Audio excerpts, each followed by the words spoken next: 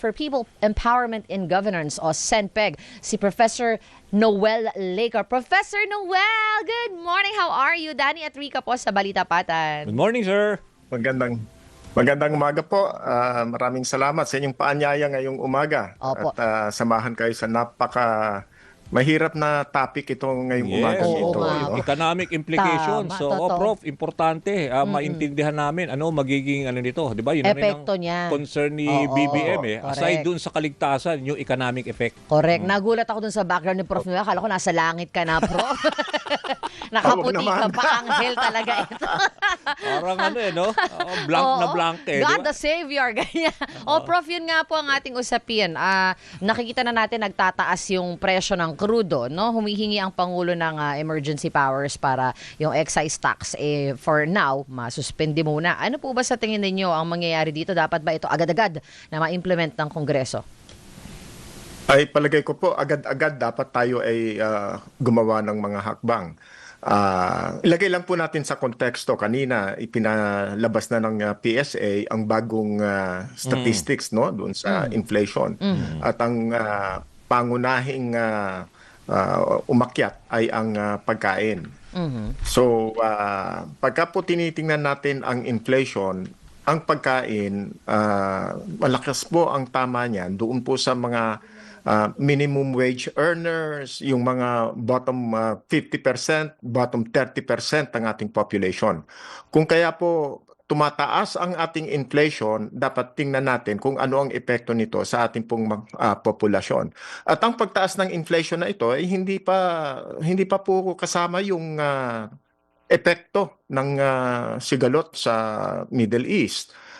Hindi pa po nito inire-reflect yung pagtaas ng presyo ng petrolyo na itinataya natin na mahina po ang 3 piso, 5 piso na pagtaas ng petrolyo kada litro pagka po ipinactor in na yan. Kasi kagabi lang tinitingnan ko yung fuel galaw. prices, ang Brent.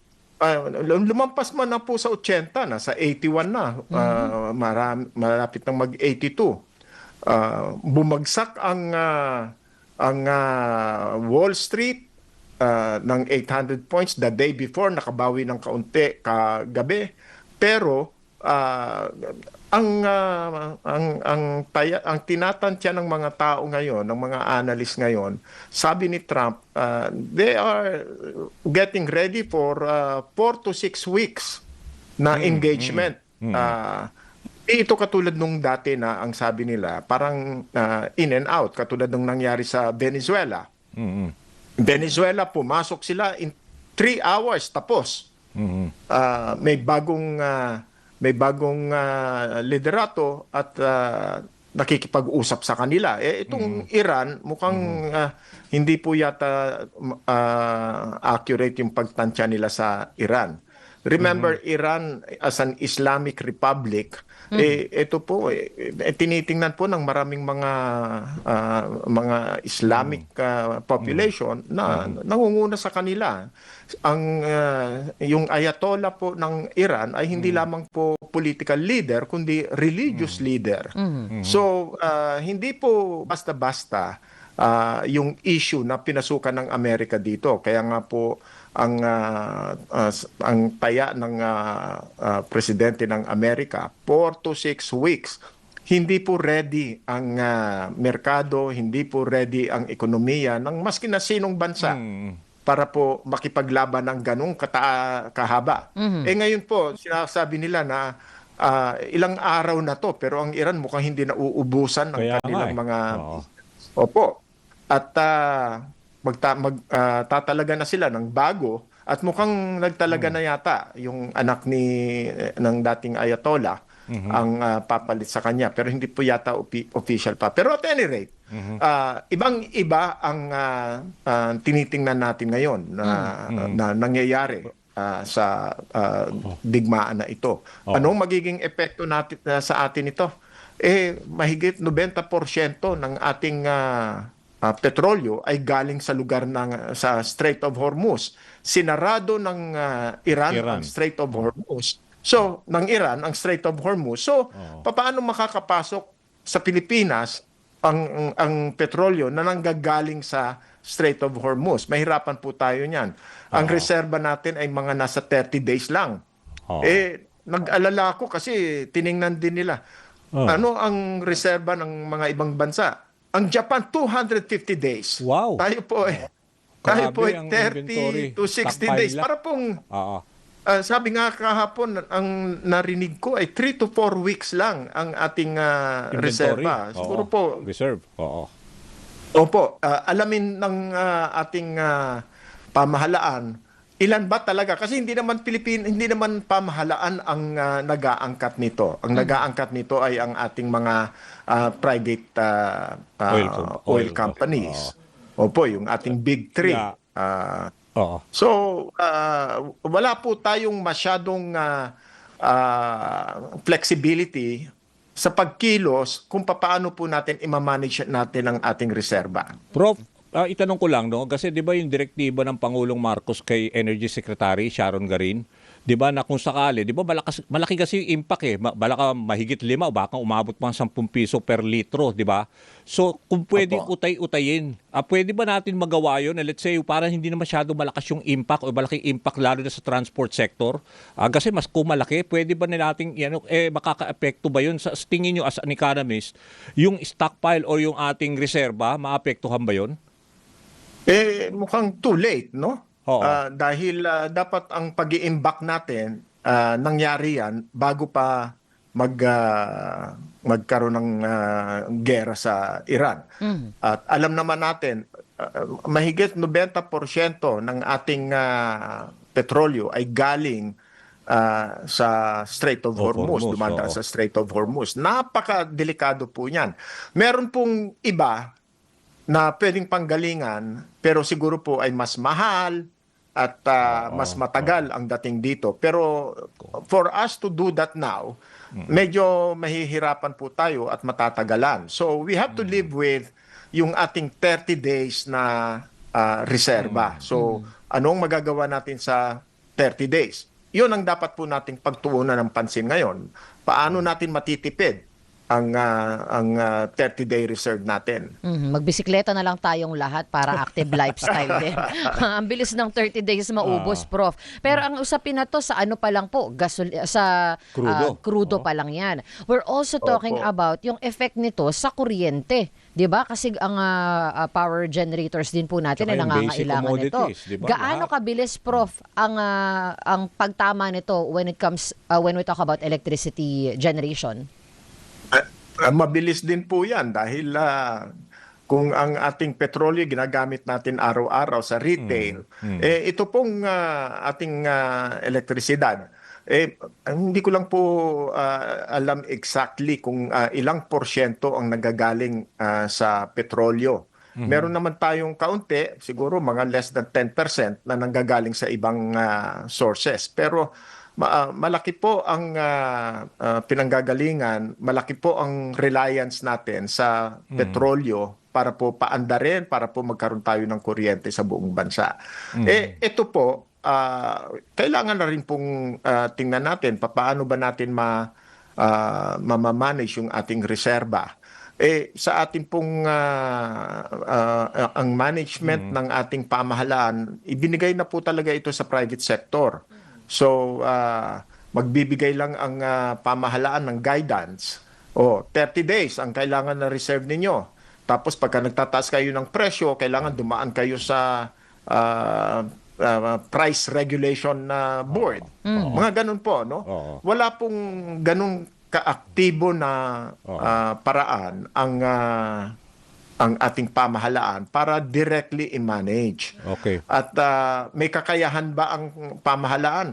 Yung resources nga po natin, katulad lang ng kasasabi ninyo, umakyat na sa mahigit na 18 trillion ang utang natin. Oo nga Para pong anong magagawa ng Pilipinas na nababaon sa utang para po palakasin, dagdagan ang ating resources para po sa ating energy.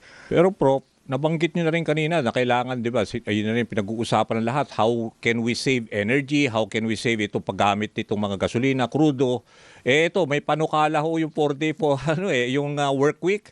At tingin nyo ho ba, syempre, alam nyo kung ano magiging effect nito, dahil parang pwede naman tayo bumalik doon sa panahon ng COVID, di ba, na nag-isolate tayo. At somehow makakatipid tayo sa paggamit ng kuryente, hindi pumupunta sa, hindi naggagasolina, pupunta sa mga workstation natin.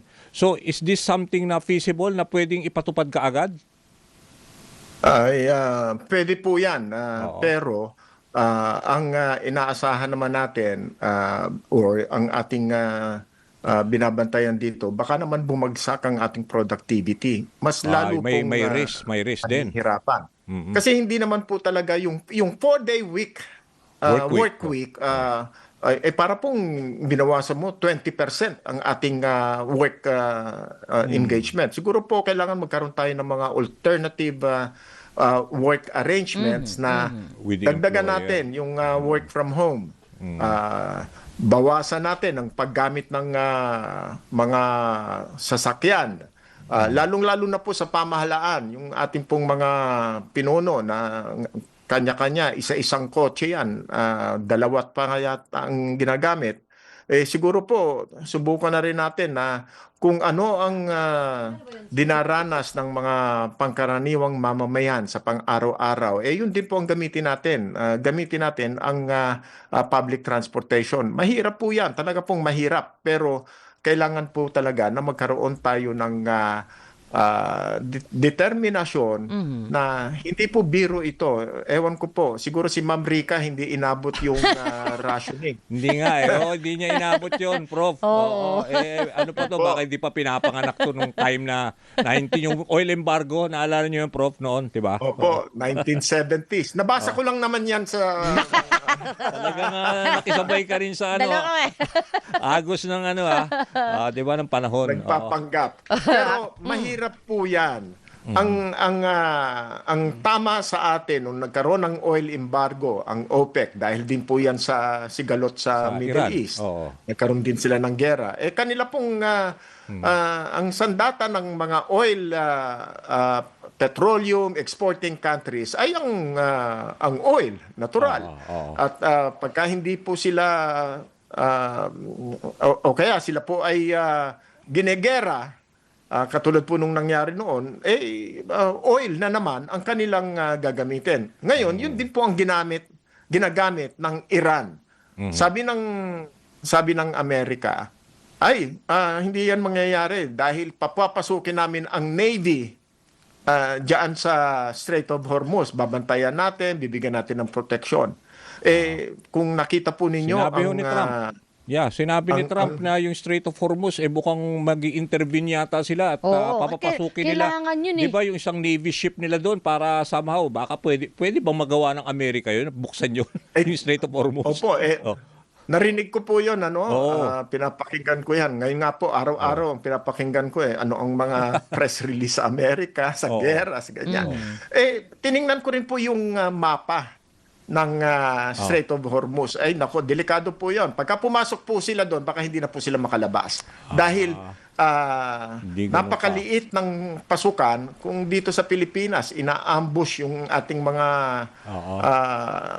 mga sundalo o kaya po hindi po para po yung trap yung Strait of Hormuz. Hindi po Basta-basta. hindi po yata I'm not a military person pero palagay ko po tatanungin From natin a yan yung mga tactical nasa standpoint. militar. Kayang pasukin yan. Pero ako lang po, from a non-military point of view, nakita ko yung Strait of Hormuz para po yung trap. Papapasukin sila pero hindi po sila makakalabas. At baka yun po ang pag-ipunan ng military ng Iran. Hindi ko po alam. Pero sa palagay ko po, napakahirap po na ang nangyari sa Strait of Hormuz. At ngayon po, mahirap yung ilang refineries, ilang mga depo ang nakalagay doon. Doon ikinakarga ang oil. Galing po sa mga pipelines na nandoon po sa mga planta ng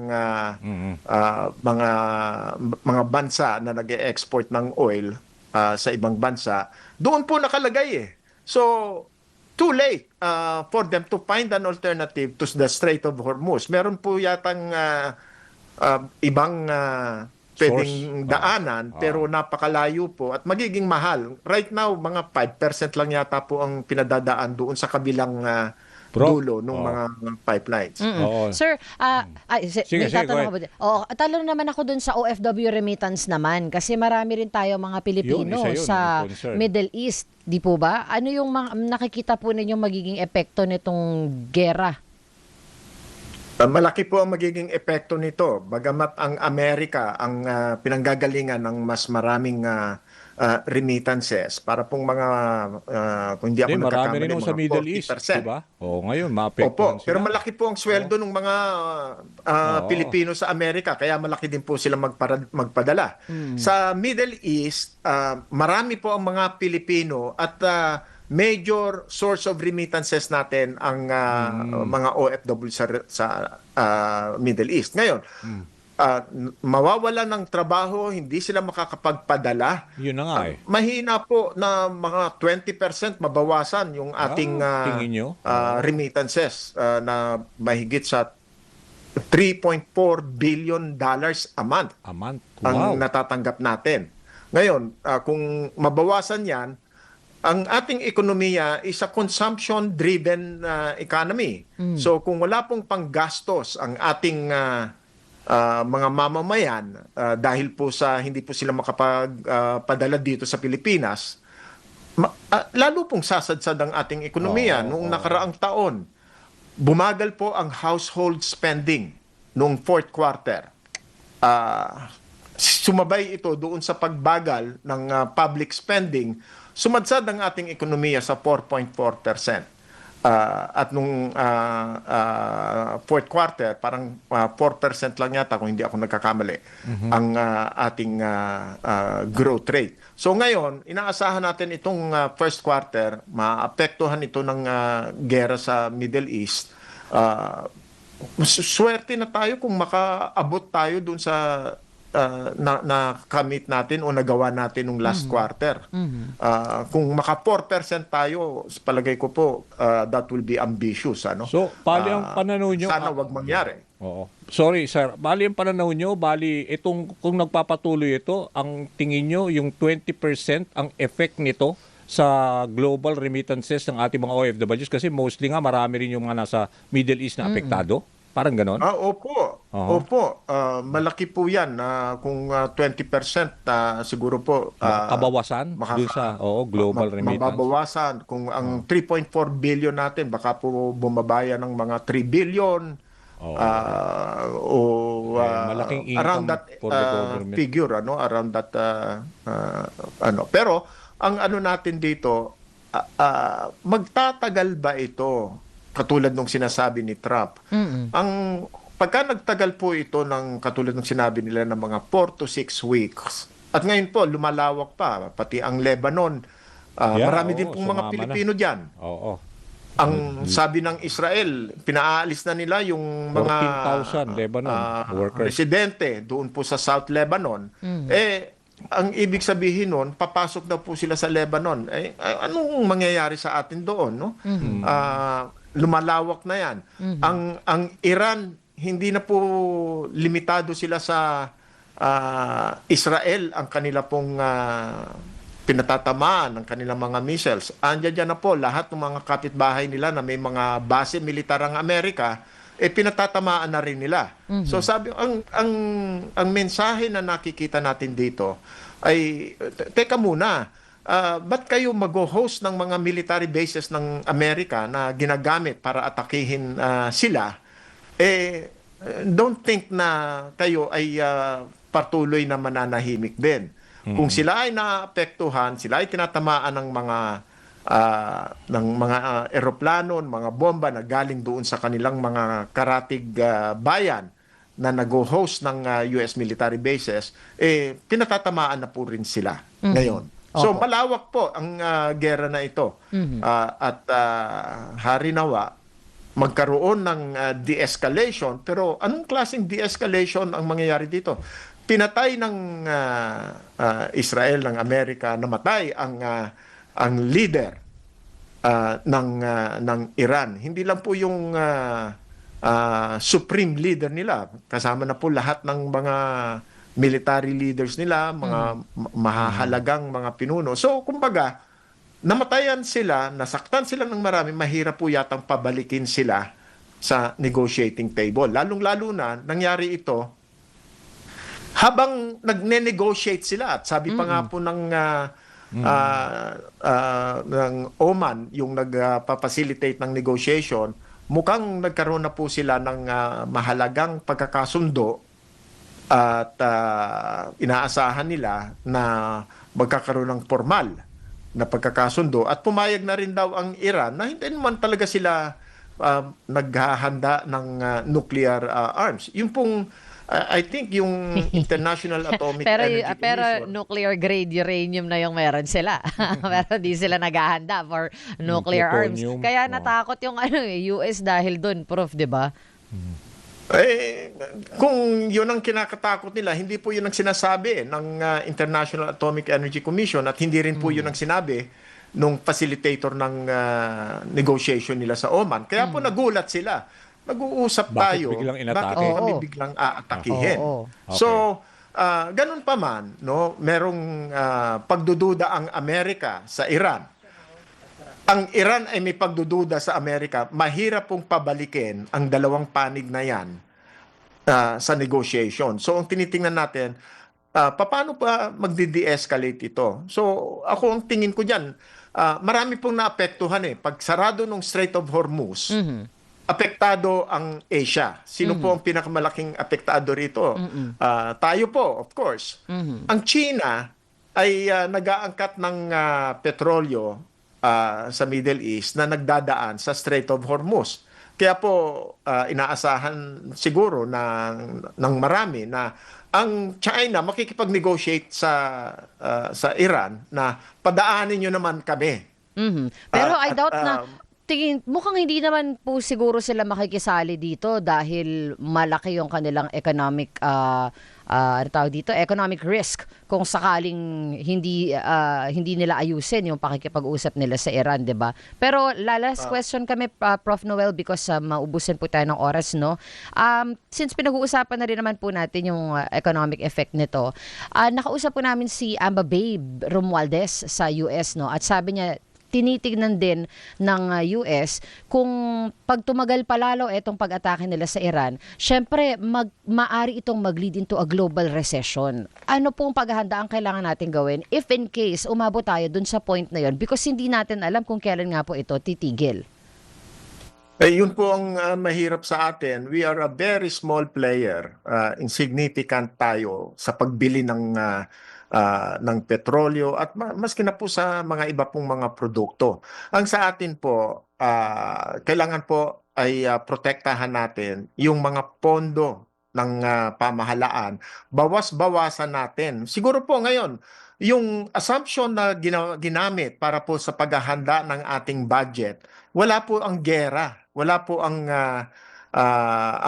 ganitong factor. So siguro po, ang isang pinakamagandang gawin na paghahanda, bisitahin muli ang ating budget at bawas-bawasan ang ating mga pondo na siguro po hindi naman essential sa ngayon.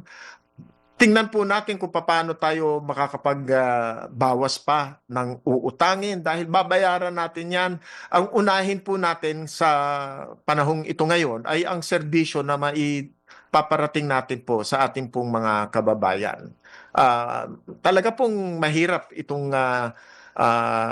period na ito. Ngayon po, yung last na lang po siguro, yung sinasabi na yung excise tax. Siguro po napapanahon na po talaga na kung hindi man bawasan ay tanggalin ang excise tax sa ngayon. At kung ang Pangulo ay humihingi ng emergency power, hindi naman po kailangan yung emergency power dyan kung ang legislature natin ang magbibigay. Dahil pwede naman po silang magsabi, dahil sila rin po ang gumawa ng excise tax, bawasan o tanggalin ang excise tax sa ating pong mga binibiling mga petroleum products. Dapat i-implement na nila agad yan, Prof, bago pa kumagat for next week para hindi na ganun kasakit yung magiging epekto nito. Ano po? Anyway, Prof, maraming salamat po for your time. We appreciate talking to you. Sana wag ka po magsawa, Prof Noel, ha? Tawagan ka namin palagi. Salamat po. Opo. At sana po nakatulong tayo sa ating pong talakayan ngayong umaga. Opo. Salamat po. Ayan, habang naka-off po ang mic ni Danny Buenafet, nagpapasalamat